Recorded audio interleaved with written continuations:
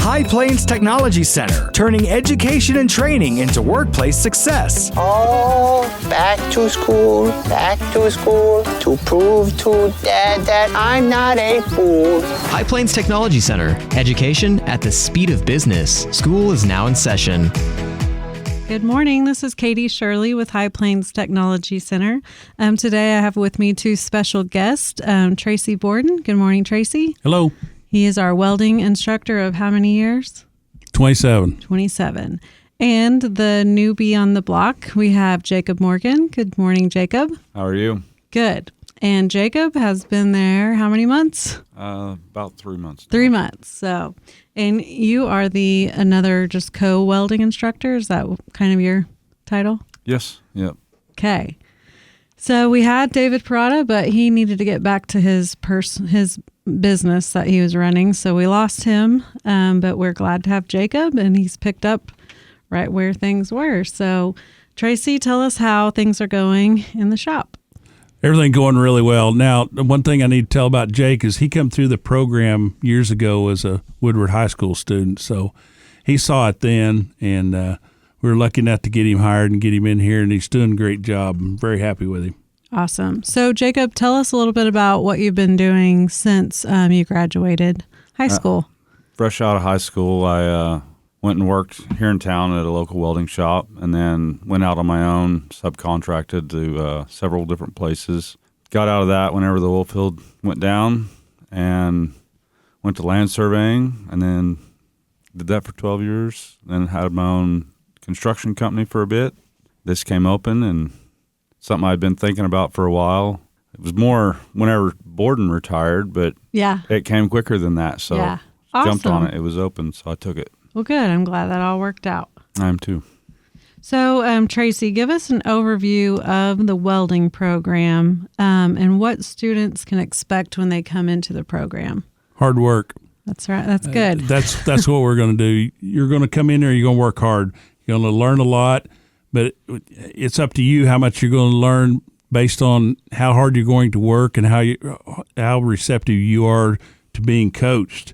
And then practice, a lot of practice. You got to get that muscle memory because you don't need to be thinking about your weld when you're trying to construct a project. You want to be thinking about how that project's going to go.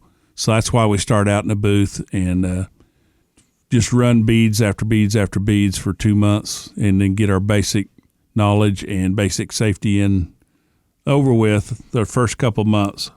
And then we can go out on projects and get into bigger stuff. And then, of course, toward the end, pretty much our final exam is the 6G pipe test. We try to get every student to take that. It's kind of like our final exam. Okay. So what types of welding techniques do the students learn, or are the main focus? Well, if you're talking about processes, we do flux core, MIG and TIG, and arc weld. And on aluminum, stainless steels, and mild steels. Okay.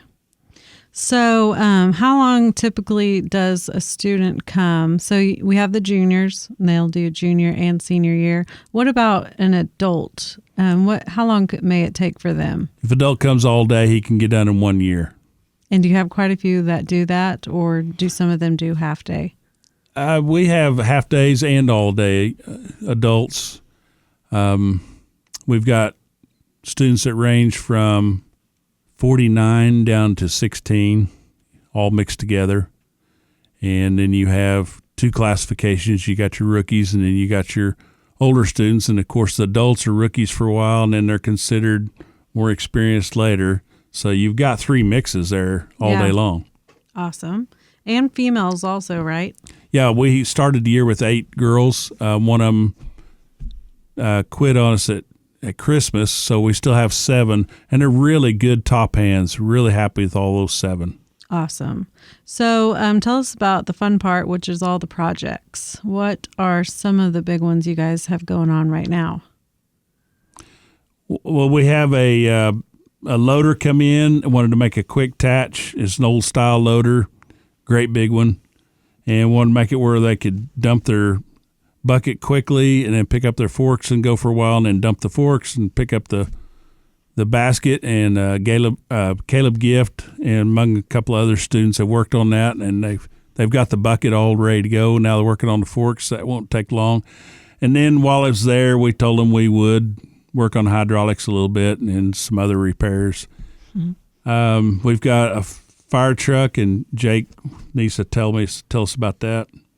Yeah, we're doing a fire truck for the Camargo Fire Department, and mounting the bed, building a catwalk in front of the bed for the firefighters to fight from either side, and mounting the tank and the pumps, all that good stuff. Then plumbing the monitor for the front, and really pretty fun project. So, Mr. Borden, is that one similar to the truck as you guys did for Fort Supply last year, or is this a bigger truck? Oh, yeah, that's very similar. Yeah, it's a 1.5 ton truck.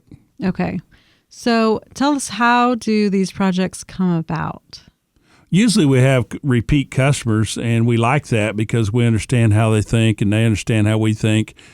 And we love projects because we get to plan them, we get to work as a team, we get to draw out the plans, we make sure we get all the materials, we get the materials paid for with the supplier, and then we collect all monies owed from the customer, plus we have to make sure that customer is happy when they go out the door. And then, if we also have a return policy. If something goes wrong or the owner wants to make a tweak to that project, they can bring it back. We'll tweak it, make repairs, whatever we need. It's just so much greater learning experience than just running beads. Oh yeah. So that's why we did. That's why we're project driven. We love those projects in the shop. Kids love it. Yeah. Get to work in teams, and we like that. And Jacob, what is the project you guys are working on right now? We're working on a set of buck and shoots for the Thousand Hills Ranch Church Arena, and they've built those from scratch. Built all the gates, everything. Some of it was built in the shop. The gates and whatnot were built in the shop, and then they took all the material out on site, set posts, and doing all the sliding gate mechanisms and the actual swinging gate stuff out on site. So awesome. So you guys conquer and divide, and one goes out on site with the group of students? Yeah. One thing that's really helped that project is there's 2 kids that's going out with Jake on that project that are true enough rodeo kids, and one of them is going to college on that. So that helped a lot because I personally don't know which end of the bull's going to buck. So yeah, that is. But they know that. Yeah, that's awesome. So do these students? Do they actually deal with the customers much? On communicating with the project, or do you all handle most of it? The Thousand Hills deal, they've dealt pretty well directly with John Paul and his daughter and son-in-law. Cool. A lot on that. That's good for them too, huh? Mm-hmm. Yep. They get to be the one asking the questions how they want it done and get that feedback from the customer. So how does your program, beyond like those ways, connect with local businesses or industries on helping find jobs after they leave? Do you guys have people coming to you for looking for good hands? Yeah, we have a lot of customers that we've dealt with, such as Travis Case, Calvin White, Charlie Baeza, Antonio Alvarado, Precision here in town, some others that routinely come to us, hey, I need a hand for after school, or I need a guy now for full time, I need this. And so generally we can help them fill those spots and make them happy and help them out. And we can set a person that fits what they're doing to that job so that both parties can flourish and do well. Right. So what advice would you guys have for someone considering a career in welding? It's hard work. Gets hot. Yep. You're going to get burned. It's hot. Pretty good money in it? Yeah, there's good money, especially if you want to travel, especially if you have a skill that a lot of people don't have. A lot of people think they want to be a welder, but when it comes to doing true welder stuff, then they're out. A little too hard of work? Yep. You got to be dedicated. You got to take care of your financing so you can stay in it once you get going. Right. That contract, how it's a little bit harder you really got to be able to manage your money, and then you're not having all the benefits of someone else doing. It's just running a business, right? And the great part about being a welder, generally you're the only one there on most jobs. So you're the professional, you're the know-it-all. You're fixing all the people's problems. They're standing around waiting for you to finish to solve their problem for them, and they're grateful for it, and they're happy, and they're ready to sign your ticket and get to work. Be a good guy sometimes. Yep. Yeah. Solve all their troubles. So, I had a thought. Jacob, what would you say with teaching, maybe anything you've been surprised of as you've gotten into the classroom and being on the teacher side as opposed to having Mr. Borden just several years ago?